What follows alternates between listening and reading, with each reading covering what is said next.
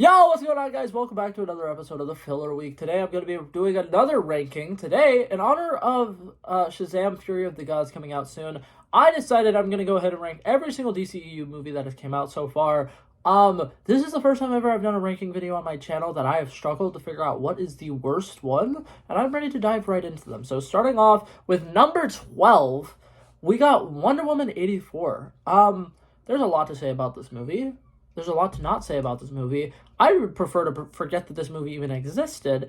I don't like the portrayal of Maxwell Lord. I think that it's not the fault of Pedro Pascal. I think that he does a really good job with what he's given, but some of the decisions that the character makes just doesn't make a lot of sense.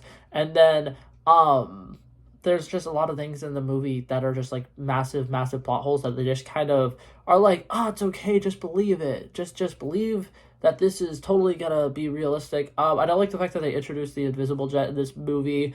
And then, in the future, when we see Wonder Woman again, there's no reference to it ever. She uses cool skills and powers that would be helpful in a Justice League movie, but it's a prequel. It takes place way before the Justice League movie, and she apparently doesn't know how to do those things anymore. That's just a giant continuity thing that'll happen anytime you do a prequel and you try to introduce some cool new things that the characters learned.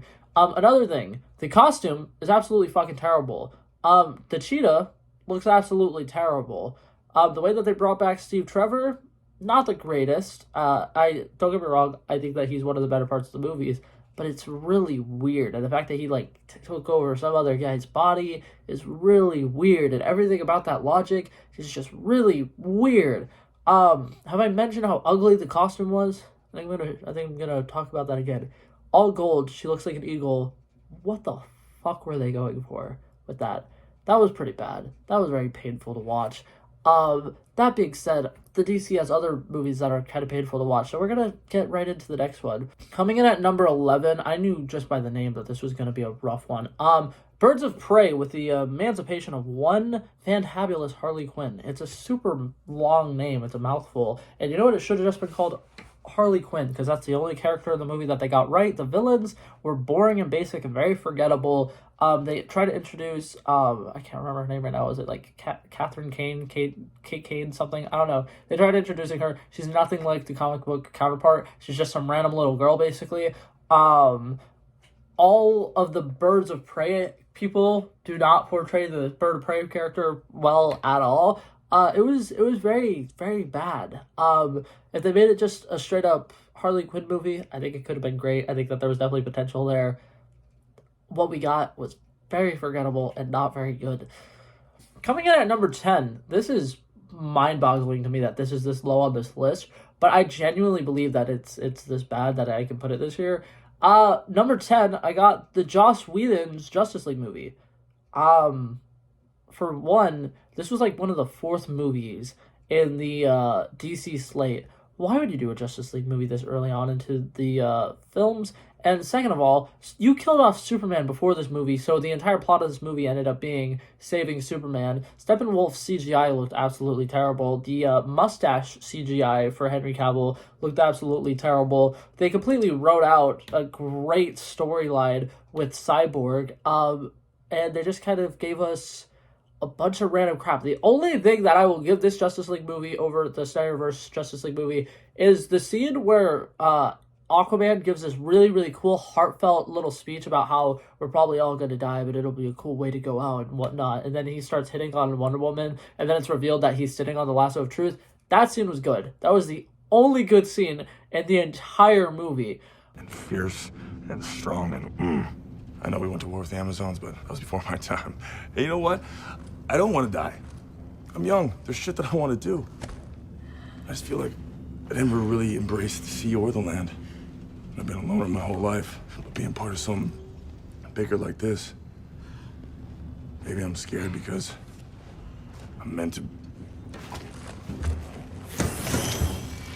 Number 9, this is the first Suicide Squad movie. I will be totally honest here. I enjoy this movie way more than a lot of people do. I think that it definitely has things to enjoy about it. First, for one, this is the first movie with Margot Robbie's Harley Quinn. Looks fantastic, sounds fantastic, she's hilarious, she's great. I think that Deadshot in this movie is pretty good. Will Smith saying, "So what are we, some kind of Suicide Squad?" Not great. So the dialogue in this movie wasn't fantastic. Something I didn't like about this movie is it didn't really feel that much like a Suicide Squad movie, in the sense that Suicide Squad movie and those comics, a bunch of characters die, and they kill off the rope dude at the very beginning, and then after that, we pretty much are with the entire group for the entire time. The one interesting character about this movie, Diablo, gets killed off. And he's so cool. He has such an interesting backstory. He accidentally killed his entire family because he didn't know how to control his powers. He didn't deserve to be in prison. He was actually a genuinely good guy, and he doesn't want to use his powers because he's scared he's going to hurt somebody. And when he finally does, it's so fucking cool and motivating and powerful, and then you guys kill him off. He was so cool. He was so interesting. Why do you guys suck, DC? Coming in at number 8, this is one that's going to change the hierarchy of the DC power forever. Black Adam. Black Adam did not feel like Black Adam. Dwayne "The Rock" Johnson was so excited to play this character. He put so much hard work and effort into this character, and I feel like he didn't read a single Black Adam comic before making this movie. Don't get me wrong, I think this movie is great because of the JSA and stuff like that, but as a Black Panther, as a Black Adam movie, it just does not work. He's supposed to be filled with rage. He was a slave for his entire life. You watched his son rise to power, trigger, like, you know, a kind of like revolution, and then he had to watch his son die when he was powerless to do anything to save him. He should be pissed. He comes back to life, and he's just like, oh, I'm just gonna kind of hang out with this family, do what this little kid tells me to do. That sounds like a good idea. At the beginning of that movie, he doesn't really understand a lot of current, up-to-date, modern things, and then all of a sudden he just randomly figures it out, and he learns it, and it's cool. It's great. I hated that movie. Dr. Fate saved it a lot, though. Number 7. Okay, I've got a concept for you. We're making a cinematic universe. It's going to be based on the comics. We're going to have our most famous character be the first movie, right? Superman. Sounds like a good idea. All right, what should we make the second movie? We should maybe do like a Batman movie. Batman versus Superman? Is that what you said? Okay, let's do that. We haven't made a Batman movie. It doesn't matter. We haven't introduced any other character. It doesn't matter. Whose idea was it to make that the second movie? First of all, I will say this, and I will say this full honestly, I don't think I've ever fully watched this movie. There's a lot of things about this movie that I just know are not great. Wonder Woman's inclusion, to me, felt a little forced. Jesse Eisenberg's Lex Luthor is introduced in this movie, and you spend the first half of the movie trying to guess who he is, which kind of made you think he was going to be the Riddler, but he wasn't. I don't even think Jesse Eisenberg knew what character he was fucking playing. And then eventually, Batman and Superman start fighting, and it's just so weird. Everything about it doesn't feel right. Doomsday's CGI looks absolutely terrible. And they decided to kill Superman. The second movie of your cinematic universe, you decide to kill off the main character.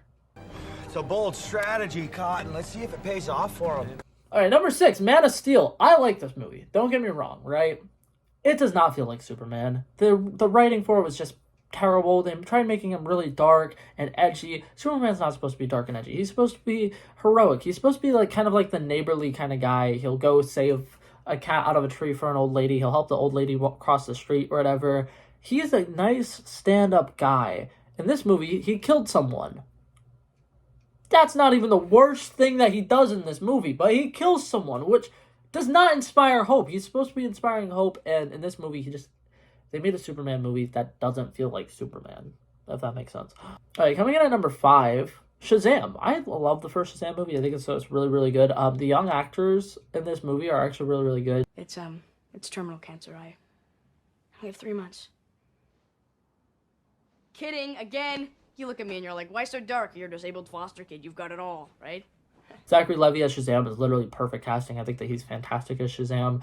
And I like the lighthearted aspect of this movie. The fact that it doesn't feel super duper connected to the rest of the universe was fantastic to me as well. And overall, I think that the villain, despite being slightly forgettable, is actually pretty cool, pretty menacing. I feel like you make any guy that's bald, he'll do it. And I like this movie. I think that it's very enjoyable. This is when the DC movies start getting good. We're finally getting into the top ones, and they're finally movies that are worth watching. Exciting. Coming in at number 4, the only reason why this is not in the top 3 is because of how long it is. I'm talking about the Zack Snyder's Justice League movie. I think it's fantastic. I think it's great. It is beautiful, beautiful, beautiful. There are a lot of scenes that are really, really cool. The inclusion of the Martian Manhunter in this movie made me so happy. I was so intrigued by that. Cyborg actually became a main character, which I think he well deserved. The Flash, the scene at the end of the movie where he turns back time is the coolest fucking thing ever. There are so many things about this movie that would have made the original Justice League movie about 10 times better, and it's great. I like the fact that this also gave us more Darkseid, and then when they killed, what's it called? When they killed Steppenwolf, they showed Darkseid's reaction to him being killed, and it was so cool. It was so cool. I loved it. This, as a DC Comics fan, is what you want. The only problem, like I said earlier, a little too long. Coming in at number 3, I am a sucker for James Gunn. Anything he ever does, anything he ever puts out, I will watch it, and I will absolutely love it. That's why I'm so excited he's going to be taking over the DC. So I got to give credit where credit's due. The Suicide Squad movie that he did was fantastic. Bloodsport was fantastic. The little rivalry between him and Peacemaker was great. King Shark in this movie is fantastic. The Polka Dot Man is fantastic. I got emotional when the Polka Dot Man died. You take a character called the Polka Dot Man who shoots polka dots and make him an interesting character that you care about a lot. It gets you emotional. Ratcatcher and the scene with her and her dad, where she mentions that, well, if rats can be anything, so can we. Heartbreaking. Emotional. That is so cool. James Gunn took random characters that you don't know about, put them front and center, and made you get emotional over these characters. Mind-blowing, bro. Mind-blowing. I fucking love James Gunn. Okay, number 2, this movie. Oh! Love this movie. Can't get enough of this movie. I will rewatch this movie constantly. It is the original Wonder Woman movie. I love war movies, and superhero movies that can be war movies are so fucking cool. And something that I love about it is she comes from a place where there are no men. There is very limited technology and stuff like that. So she's seeing all these different things from a lens of somebody who is kind of in a fish out of water situation, and she acts it out really well. It's really fantastic. It's perfectly done. I think Ares being the main villain was really, really cool. The way that he was secretly on the same side as Steve Trevor was really fucking cool. The Dr. Death, whatever, I don't remember her name right now, it was pretty cool as well. And all the storylines around the World War were fantastic. The little crew of ragtag misfits that they have was great. Her relationship with Steve Trevor was great. I loved this movie. In my opinion, it is the best superhero movie that has a female lead. I think it was great. I love it. Everything about it. Now, coming in at number 1, it was harder for me to pick a number 1, to be honest, than I was expecting it to be, but I gotta go with Aquaman. I love the Aquaman movie. I think it's fantastic. I think it has a lot of love. It has a lot of character. Jason Momoa as Aquaman is perfect casting, and the CGI for everything underwater is so, so, so good. There's really, really cool action sequences. When he finally gets his comic accurate suit, he looks so epic, and the gold plating and everything is so cool. The little action adventures stuff is really cool. The Black Manta character is sick. I love everything about the Aquaman movie.